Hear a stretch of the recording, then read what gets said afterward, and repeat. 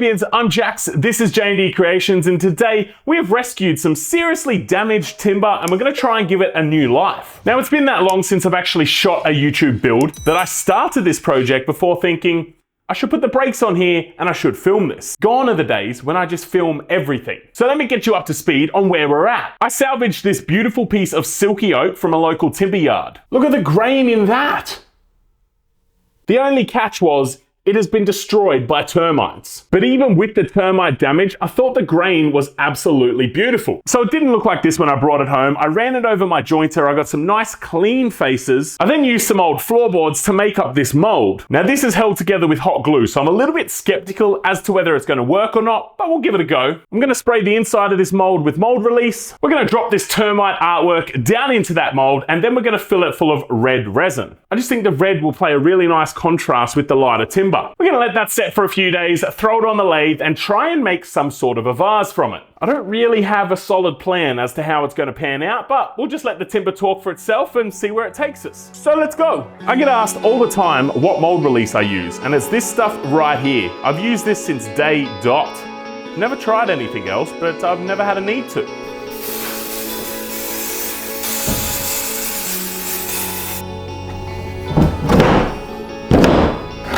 It's a perfect fit.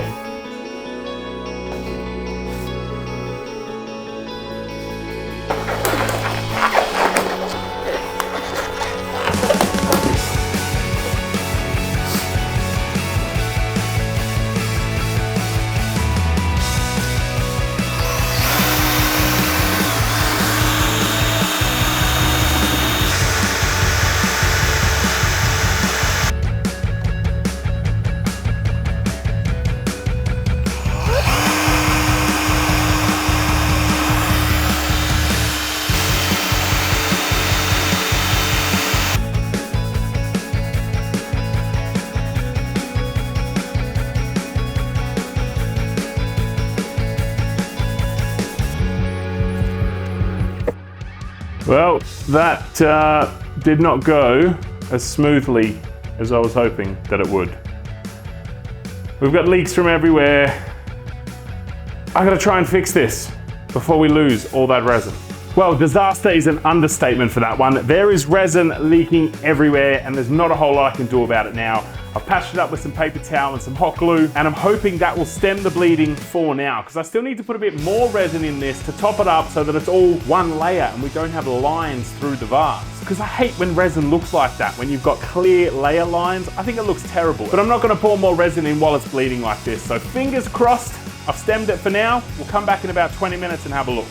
So the first time breaking my rule of never doing resin on my table saw, and I get shown exactly why I have that rule of never doing resin on my table saw. Luckily, I just cleaned my table saw, polished it up, so it's a bit resin resistant. I didn't polish in here though, so I'm hoping that comes up easily. This has just been a catastrophe.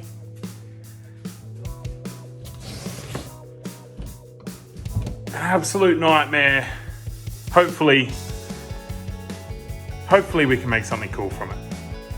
So, things have finally cured here. And I know things are cured because this bubble, you can touch it. Look at this mess. I've got shop rags, hot glue, even old children's clothes.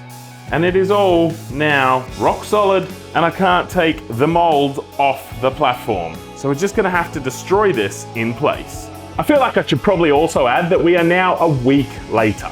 Let's get this done. I'm gonna try out the old plastic hammer on this and see how it works.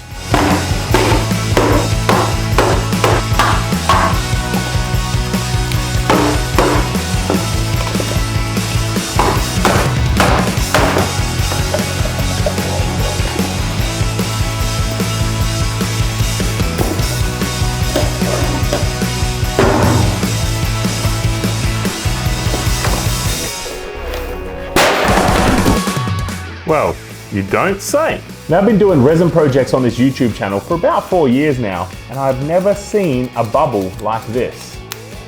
This is really cool.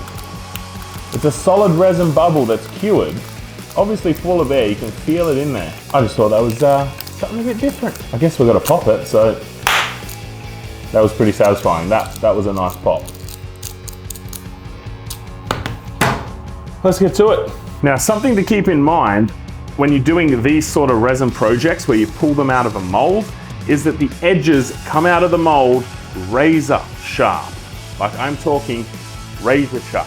All of these edges, the whole faces down the side here, they are super sharp. So be very careful when you're handling these. And if you can, perhaps knock the edges off before you actually start getting into the project. I've cut my hand more times than I can count on resin edges. They are ridiculously sharp.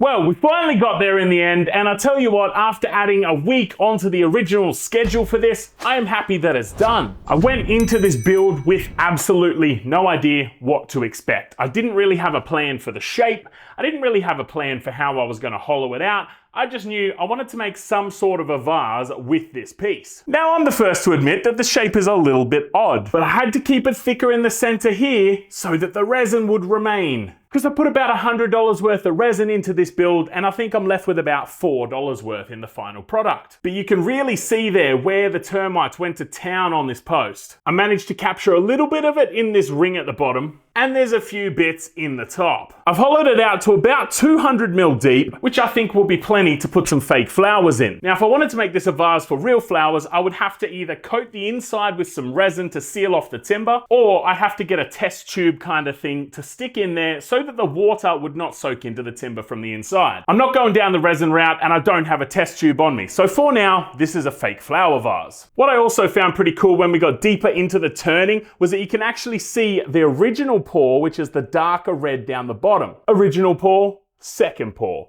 This original pour was the one that leaked absolutely everywhere and caused all the chaos with this build. This is my first time ever turning silky oak. It was an interesting timber to turn. I was expecting it to be just like she oak, but it really wasn't. However, the lacy grain patterns do look like she oak, but this is more of a blonde timber versus the orange in she oak. And I'm not sure if it's because I used red resin or not, but there are streaks of red all through this timber. But I mean, check out that lacing. I'm stoked that I saved this post from the burn pile. This also takes the trophy for the longest piece I've turned on my lathe. It's coming in at 590 millimeters. Now, it's certainly not the widest piece that I've turned, coming in at around about 125 mil. But a solid piece of oak spinning at 2000 RPM, 600 long, that's pretty intimidating to have right in front of your face on the lathe. Thanks for checking out this build, legends. I hope that you enjoyed it. If you'd like to support the channel and see me waste a bunch more resin in projects just like this, please check out the links below to my website, to my merchandise, and to my Patreon. Those are all fantastic ways to support the channel. I'm going to leave you guys with a project that I think you're going to love right here, and this playlist down here is for all those Aussies who are chasing some decent tools. Until next time, guys, stay safe, look after yourself, and I will see you soon.